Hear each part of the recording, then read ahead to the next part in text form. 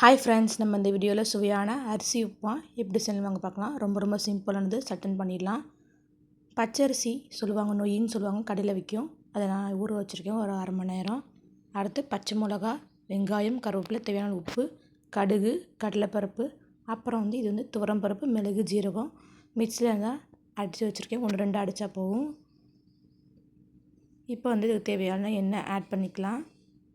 Add பண்ணிவிட்டு எண்ணெய் காஞ்சதும் கடுகு, கடலைப்பருப்பு ஆட் பண்ணிக்கலாம். அது நல்லா பொரியட்டும். பொரிஞ்சதும் கருவேப்பிலை, பச்சை மிளகா, காரத்தை நம்பர் நீங்கள் ஆட் பண்ணிக்கலாம். மிளகு நம்ம நுணுக்கிறதுனால ஒரு பச்சை மிளகா போதும். கருவேப்பிலை, வெங்காயம் ரொம்ப சிம்பிளானது, டேஸ்ட்டாகவும் இருக்கும். கடையில் கேட்டால் கிடைக்கும் நமக்கு. பச்சரிசி நொய்யின்னு சொல்லுவாங்க, கேட்டிங்கன்னா கடையில் கிடைக்கும். இப்போ நல்லா வதக்கிக்கலாம். வெங்காயத்தை நல்லா வதங்கிருச்சு, கரு மாறிடுச்சு. இப்போ ஒரு டம்ளர் நான் எடுத்திருக்கேன். ஒரு டம்ளருக்கு 2 டம்ளர் அளவு தண்ணி ஆட் பண்ணியிருக்கேன். ஆட் பண்ணிங்க, கரெக்டாக இருக்கும். 1/2 மணி நேரம் ஊற வச்சா போதும்.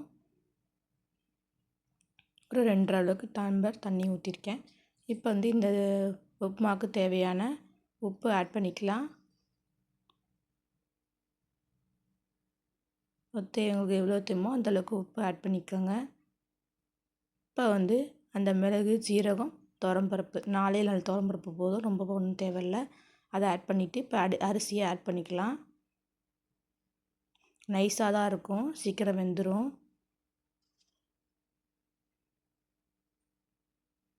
தேங்காய் வேணால் போடலாம், அது உங்கள் ஆப்ஷனல் தான். இப்போ மூடிட்டு நல்லா கொதிக்கட்டும். கொதித்ததும் மூடி போட்டு விசில் போடுங்க. ஒரு 2 விசில் போதும், நமக்கு நல்லா வெந்துடும். 2 விசிலுக்கு அப்புறம் திறந்து காட்டுறேன் பாருங்கள்.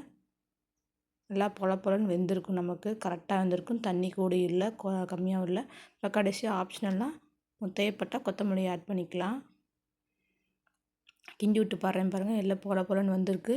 தண்ணி கொஞ்சம் கூட இல்லை. அவ்வளோதான், ரெடி ஆகிடுச்சு சுவையான அரிசி உப்புமா. நீங்களே வீட்டில் ட்ரை பண்ணி பார்த்துட்டு எப்படின்னு கமெண்ட் பண்ணுங்கள். தேங்க்யூ.